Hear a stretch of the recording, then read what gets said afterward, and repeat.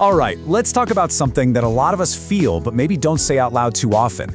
It's this quiet shift that can happen with our confidence as we get older. It's a really personal thing, so let's dive in and unpack it together. So, does this sound familiar? You find yourself hesitating over something that used to be easy? Or maybe you're worrying a little more about a simple, everyday task. If that rings a bell, I want you to know you are so not alone. This is a super common experience, and let's get one thing straight right away. It has absolutely nothing to do with being weak. So to figure out how to build confidence back up, we first have to ask, why does it fade in the first place? It really comes down to a few key reasons, and they're all just natural shifts that are part of life. Okay, first up, let's start with the most obvious one, the one we all deal with: our bodies change. Our physical self is, how we move through the world. So when it starts to shift, it's no surprise that how we feel about our own abilities can shift right along with it. And it's usually not one big dramatic event. It's the little things, right?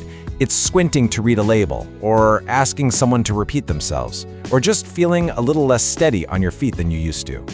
These tiny, gradual changes can start to plant a little seed of doubt about what you can handle day to day. And that's when this question starts to pop into your head, maybe just for a split second. A quiet, little internal voice that makes you wonder when you're facing something that used to be automatic. That little whisper of doubt. That's one of the main things that starts to chip away at our self-assurance. All right, next up, it's not just about what's happening inside of us, it's also about what's happening around us. Specifically, how our social world can sometimes, it can start to get a lot quieter. I mean, think about it for a second. When you retire, that built-in daily interaction with colleagues just disappears. Friends might move to be closer to their kids, and of course, the hardest one is losing people we love. Each of these things means fewer chances to talk, to share, and to just feel heard. And when that social buzz fades, it can lead to this really tough feeling that maybe you're not as important as you once were. When we don't have as many people to bounce ideas off of, we can start to feel like our presence just doesn't matter as much. And that feeling strikes right at the heart of our self-worth. And this brings us to the third piece of this puzzle, the power of our own memories. It's totally natural to spend more time reflecting on life as we get older. But, that reflection can sometimes be a bit of a double-edged sword. Of course, looking back can bring a lot of joy and wisdom, but it can also pull our focus toward the things we wish we'd done differently, can it? We might get stuck thinking about past mistakes or old regrets, and that kind of self-criticism, powered by memory, can become a habit without us even noticing. The source material I was reading for this used this phrase that I think is just perfect. It said, "This focus on the past gently erodes confidence." It's not a sudden collapse. It's a slow, steady wearing away of our self-belief, all because we're looking backward with a critical eye instead of forward. Okay, so we've talked about the why, the physical, the social, the mental stuff. But honestly, that's only half the story. The really important question is, what are we going to do about it? How do we actually fight back? And here is the fantastic news. This is not a downhill slide with no way back up. Not at all. Confidence isn't something you just run out of. Think of it more like a muscle. It can be retrained, it can be strengthened, and you can absolutely do it at any age. So let's get practical. Let's talk about the how. We're going to walk through 5 really simple, totally doable steps you can start taking. This is like your toolkit for rebuilding that inner strength. So here we go. 5 simple things. Number 1, celebrate small wins. This gives you concrete proof that you're capable. 2, speak kindly to yourself. This is how you shut down that inner critic we talked about. 3, stay connected. Even in small ways, this fights back against that social quiet. 4, learn new things. This creates brand new sources of confidence. And 5, move your body every day. This is a powerful way to remind your brain just how strong you really are. If you take away just one single idea today, I really hope it's this one. This completely reframes the whole problem. See, confidence doesn't fade just because you're getting older. It fades when your world gets quieter. And the best part about that? That means you have the power to turn the volume back up.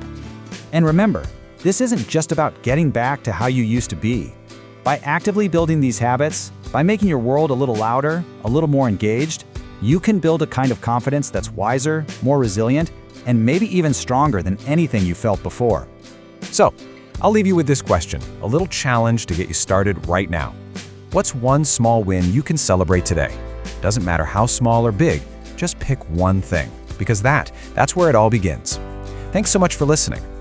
You know, when we think about aging, our minds usually jump straight to the physical stuff, right?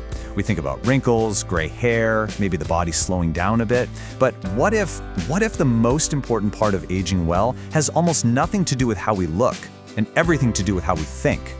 That's exactly what we're diving into here, the psychology behind living a truly graceful life. This quote just nails it, doesn't it? It gets right to the heart of the matter. It's not about trying to win some impossible battle against time. Nope.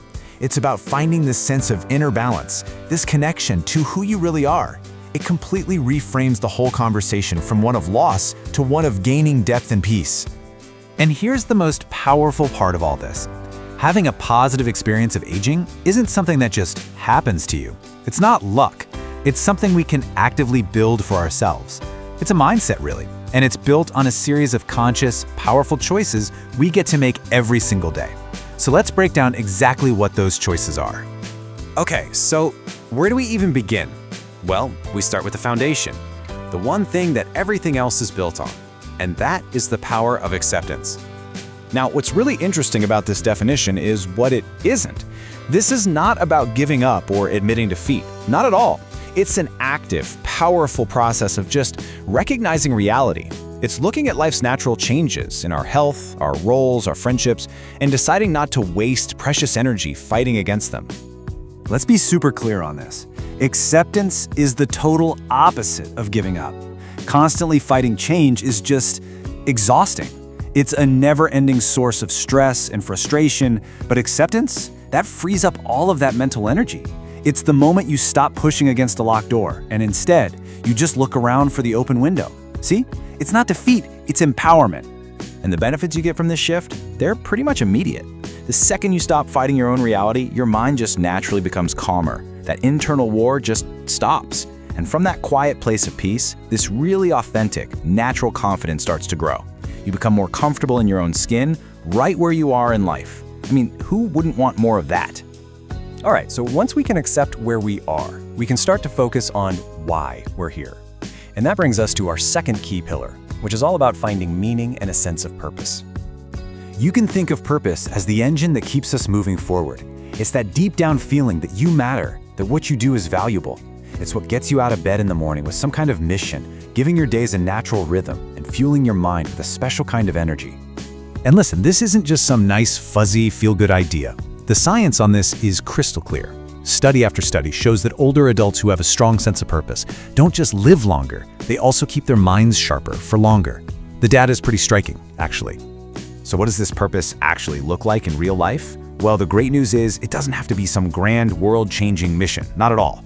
The source material really stresses that purpose is often found in the simple, everyday things. Helping out with your family, tending to a garden, volunteering your time, or just sharing the wisdom you've collected over a lifetime.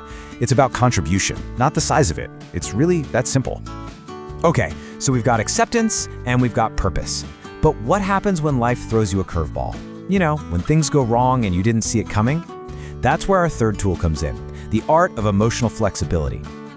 Life is full of change, and as we get older, those changes can sometimes feel bigger, more profound, from health issues to losing people we love. Emotional flexibility is not about pretending you don't feel sad or frustrated. Of course you do. It's a skill. It's the skill of navigating those powerful emotions without letting them take over and steer the ship. So how do you actually build this skill? Well, you can break it down into a really simple 3-step practice. First, just acknowledge the feeling without judgment. Just say to yourself, okay, I'm feeling angry right now. Second, and this is key, create a pause. Just take one single deep breath. That tiny little space is where all your power is. And third, in that space you just created, you consciously choose your response instead of just reacting on autopilot. And the payoff for practicing this is huge. Older adults who get good at this kind of emotional regulation tend to stay healthier, both mentally and physically. It builds this incredible kind of self-trust, a deep confidence that says, you know what, no matter what comes my way, I can handle it. And that brings us to our fourth and final tool. And I'll be honest, this one's my favorite. It's the one that keeps us feeling alive and connected to the world, no matter our age. It's the spark of curiosity. I just love this line. It's so simple and it's so incredibly true. Think about it. While our bodies might age, our minds don't have to. Curiosity is basically exercise for your brain.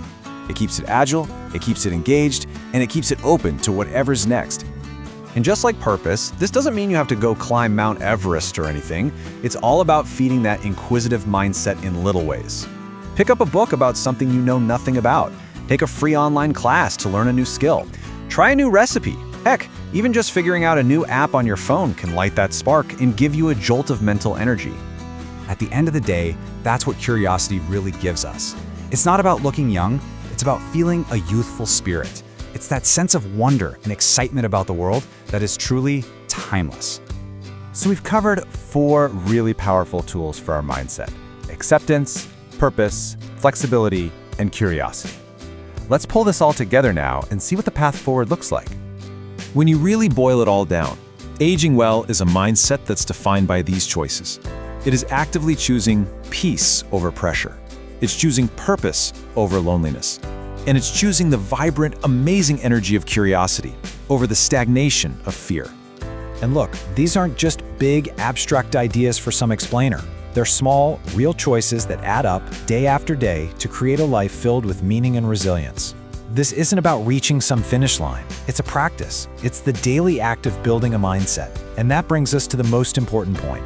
The power is entirely in your hands. So the question isn't about someday, it's about right now. What choice will you make today?